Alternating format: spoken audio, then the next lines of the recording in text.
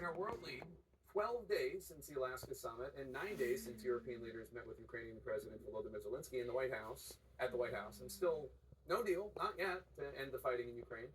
Ukrainian President Zelensky says the delegation will meet with U.S. officials in New York on Friday to try to, quote, speed things up, but some in President Trump's orbit, such as Special Envoy Steve Witkoff, concede that a deal might not come until the end of this year. CNN's Fred Pleitkin's in Moscow. Fred, what are the Kremlin's sticking points?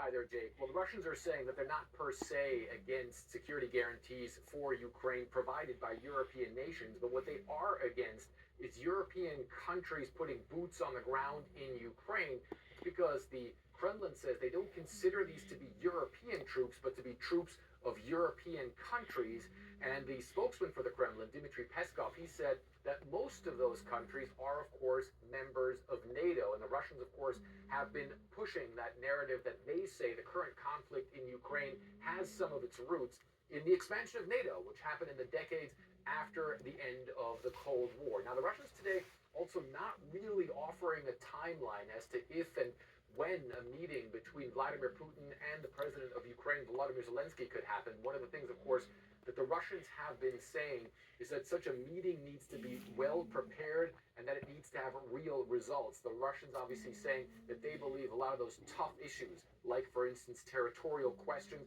but also security guarantees for Ukraine, need to be worked out before Vladimir Putin would be willing to sit down with Volodymyr Zelensky. All this, of course, Jake, as Vladimir Putin in the next couple of days is set to travel to China to further bolster ties with Xi Jinping. Jake? Fred Pleitkin in Moscow, thanks so much. Joining us now, founding partner and Washington correspondent at Puck, Julia Yaffe. Julia, thanks so much for being here. So Russia continues to relentlessly bomb Ukraine. Zelensky says Russian strikes knocked out power to more than 100,000 households overnight. Russia's clearly continuing to send the same message. They want Ukraine, they want it all. Well, and they're sending a message that they're winning and that they could take this all by force if necessary, that if they don't get it at the negotiating table, they'll get it on the field of battle. But that's not necessarily true, and Russia's not doing as well as they would want us to believe. Ukrainian drone attacks have taken out quite a few Russian oil refineries. There are now gasoline shortages and gasoline rationing in parts of Russia. The Russian economy is not doing that well. Sanctions are having an effect. Again, they're not, the silver bullet, but they are working. And the reason that Putin is asking for all this stuff at the negotiating table, like the last little piece of the Luhansk and Donetsk regions, is because he hasn't been able to take them in literally 11 years of active fighting. Yeah. So, he's trying to kind of do some smoke and mirrors to convince Putin, convince Trump that he is, he's the big dog, he can win this anyway, and he's just going to throw him a bone by negotiating. But that's not totally true. I want you to get your reaction to something we heard from Trump's special envoy, Steve Witkoff. Peace proposal on the table. It involves Donetsk. It may not be something that the Ukrainians can take, but no one's ever made that kind of progress here, and it's because of his force of personality. There's no way Ukraine would ever agree to those territorial concessions, would they?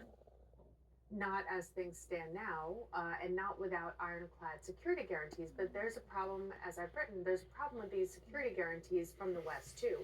If the West was willing to offer real ironclad security guarantees to Ukraine, they would have done that 3 years ago. They could have done that yesterday or today.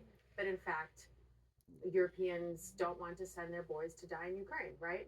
And Russia knows that. And so Russia is also pushing and saying that, oh, we can't have this, we can't have that.